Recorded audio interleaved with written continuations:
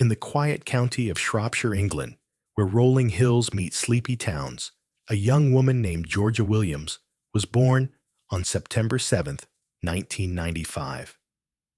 Georgia grew up as an intelligent, caring, and bubbly girl with a loving, tight-knit family. She lived with her father, Stephen, a police officer with West Mercia Police, her mother, Lynette, and her older sister, Scarlett. Georgia was the kind of person who excelled at whatever she set her mind to. A straight A student and head girl at her school, she was also a dedicated cadet in the Air Training Corps. She held aspirations of one day becoming a Royal Air Force paramedic, combining her love for helping others with her adventurous spirit. Those who knew her described Georgia as having an infectious personality and smile that could brighten any room. She enjoyed playing sports and spending time outdoors, and there seemed to be nothing she wouldn't try.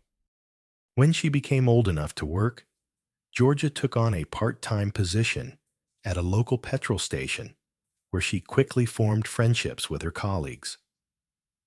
Among this group was 23-year-old Jamie Reynolds, who had been in her sister Scarlett's year at school and was therefore a bit older than Georgia. Her family had met him on occasion when visiting her at work, and they described him as quiet and polite. Over time, Reynolds developed feelings for Georgia and made these quite apparent. Though Georgia didn't share his romantic interest and gently rejected his advances, she remained kind and considerate toward him. Georgia continued to spend time with Reynolds and always made sure he was included in group activities. This behavior stemmed from her own experiences. Having been bullied as a young girl, Georgia understood all too well the pain of feeling like an outcast. Being the empathetic person she was, she never wanted to cause someone that same hurt by excluding them. Reynolds worked full-time at the petrol station, but shared with Georgia that he had a keen interest in photography. He expressed a desire to pursue it as a career instead of his current occupation. Georgia, ever supportive, encouraged him in this interest, as did her other friends, and offered to help however she could. Reynolds asked if Georgia wouldn't mind modeling for some photographs that he could use in his portfolio. She gladly agreed to help. They arranged for Georgia and some of her friends to visit Jamie's parents' house on May 26, 2013, for a photography session. That evening, around 7:30 p.m., Georgia left a family barbecue and headed out to meet Jamie and her friends. She told her family she would return later that evening. Always responsible and reliable, Georgia wasn't going far. Jamie's house was only a few minutes away on foot. Her parents agreed she could go, expecting her home in a few hours. As the evening progressed, with no sign of Georgia, her mother, Lynette, sent her a text message asking how everything was going and when they could expect her home. Lynette received a message back saying that, although the photo shoot had finished, Georgia would be staying with her friends for a while longer and didn't know exactly when she would be home. The message ended with Georgia's usual 3 kisses. When Lynette woke up around 6 a.m. on Monday morning, she went to check on her daughter, but found Georgia's bed untouched. Concerned about why her daughter hadn't come home, she sent another message asking where she was. A few hours later, she received a response saying that Georgia had lost track of time, stayed at a friend's house, and forgotten to message to let her know. The message ended by saying, "My battery is dying too." This was unusual behavior for Georgia. She was typically considerate and never wanted to cause her family to worry. She always let them know where she was and when to expect her home.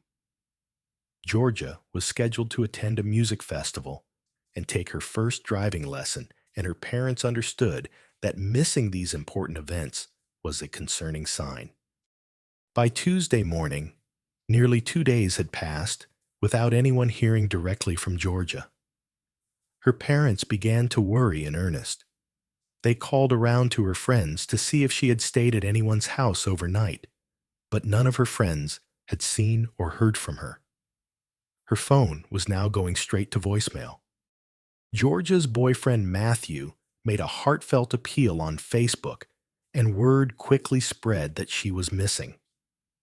Her parents went directly to the police with the limited information they had that Georgia had spent her evening with Jamie Reynolds. When police conducted a routine background check on Reynolds, they immediately became concerned. In 2008, when he was 17 years old, Reynolds had received a final warning for attempting to strangle a 16-year-old girl. He had lured her under false pretenses, claiming he needed help with a project. Following this incident, the youth offending team and mental health services had made visits to Reynolds to assess the situation further. His parents had informed these officials that Reynolds had an obsession with violent pornography and snuff films depicting rape and asphyxiation. They also mentioned finding several disturbing drawings he had made of girls in school uniforms, over which he had drawn nooses around their necks. The teams individually determined that Reynolds posed a significant risk, but unfortunately no further action was taken by the police, who believed the case had been, in their words, suitably resolved. A few years later, in 2011, Reynolds again came to police attention when he deliberately drove into a colleague's car after she rejected his romantic advances.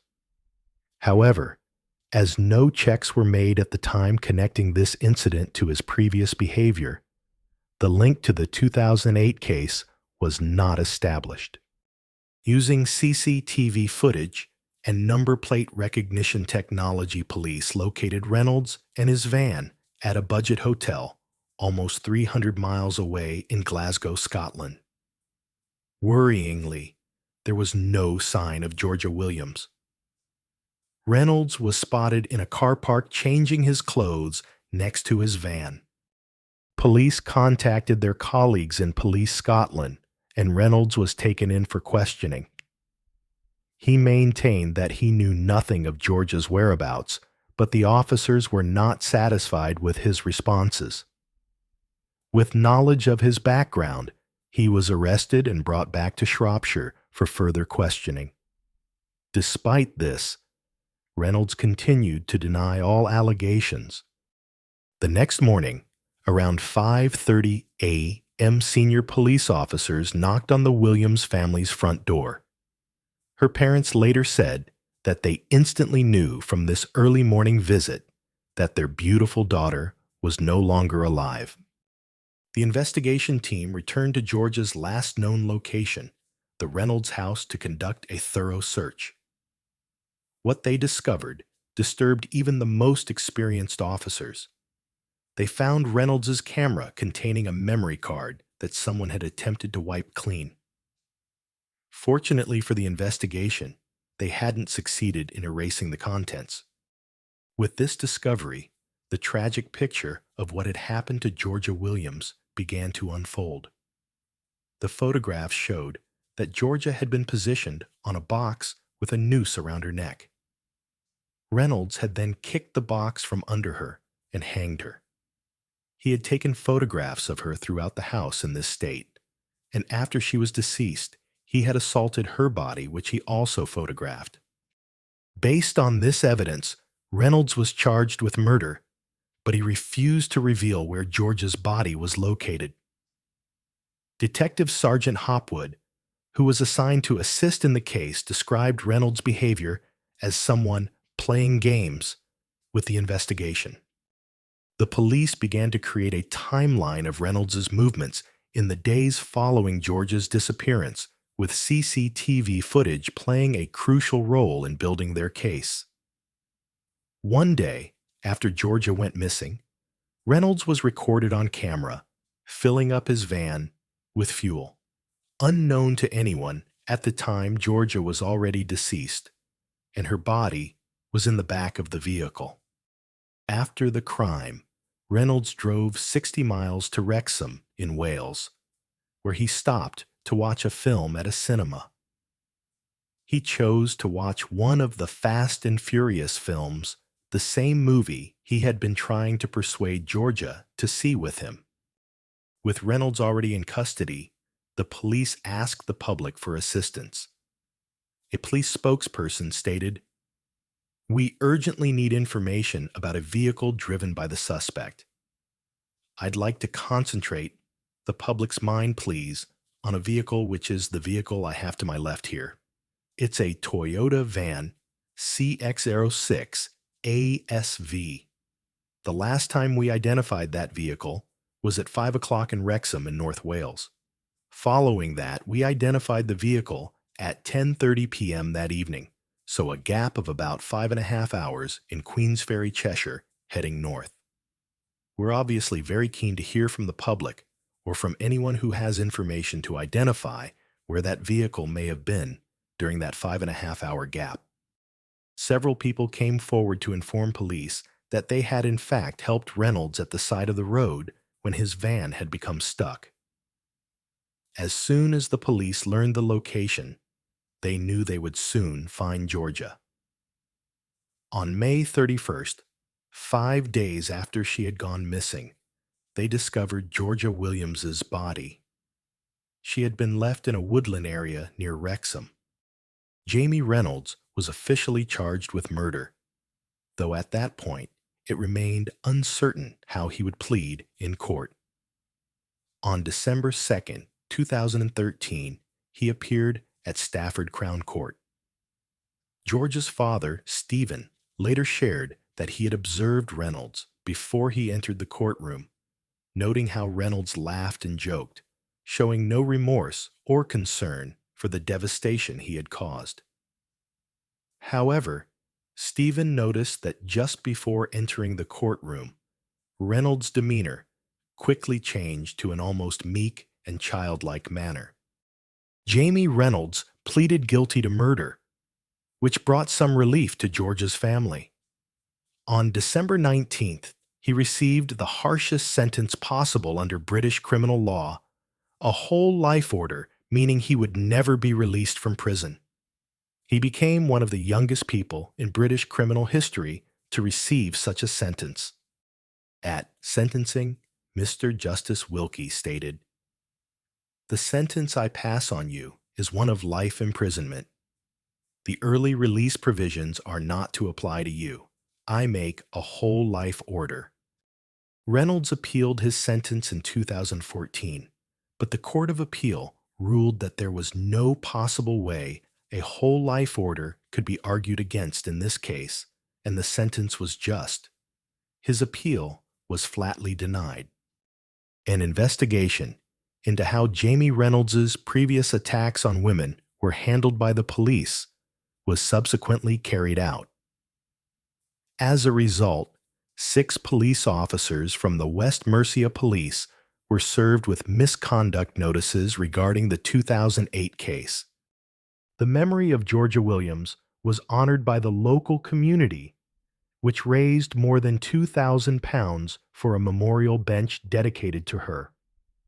Her family also established the Georgia Williams Trust, a charity that helps young people pursue their passions and dreams with the help of brands and partnerships, a fitting tribute for the passionate, vibrant, and spirited Georgia Williams. As time passes, the quiet town in Shropshire continues to remember the bright young woman whose life was cut short, but whose spirit lives on through the good work done in her name.